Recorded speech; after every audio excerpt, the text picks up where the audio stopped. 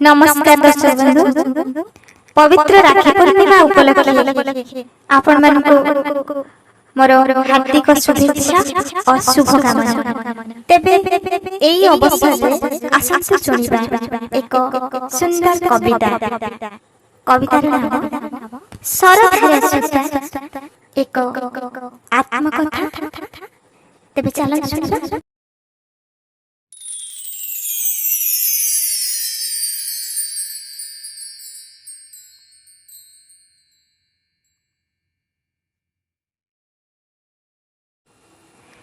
संपर्कर सूक्ष्म भांग सबु सजाड़ी हेउथाए बाह्निक प्रभाए। किए सूता बदलाई पारे अकाली मसीहा प्राय संपर्कर संपूर्ण दस्तावेज। पुनर्बार अंटा सड़के से कमलांकी तनु सरधार तरु हुए पल्लवित चेरमाड़े आहुरी प्रशस्त। ए प्रक्रिया प्रतिथर हुअंतानी त्वरान्वित जदि सेबे शिशुपाल आपणा त्रुटि को रखि थांते एक सतरे सीमित। चक्रधारी स्वयंघाते लहु प्रतिरोध पाई चिरी न थांता पांचाली पणत।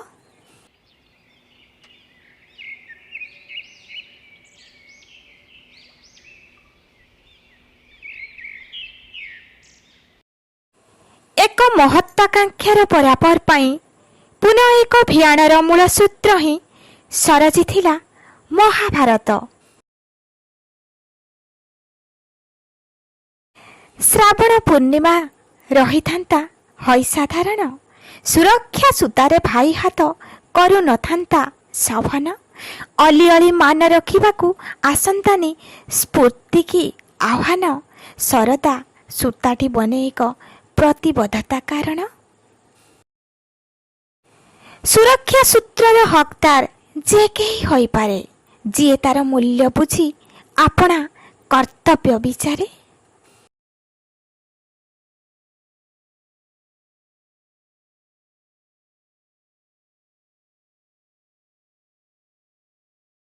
सीमित नुह यह केवल भाई भौणी संपर्कर जुरे यह एक सुकमल संगपन भावनार पवित्र सेतुटीए केउठी भी गढ़ी होई पारे।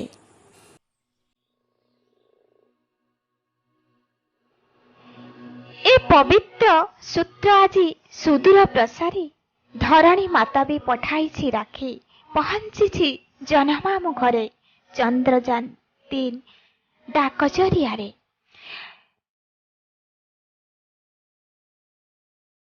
माटीमा सदम्बे विभरे एका सुचक्य दायात सिना चिर अभिलाषित स्वप्न को पूरा करि पारे।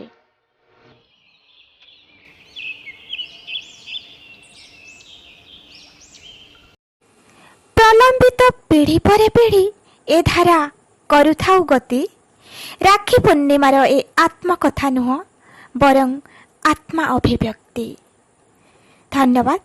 जय जगन्नाथ। कविताटी भल लगिले निश्चित भाव में शेयर करंतु।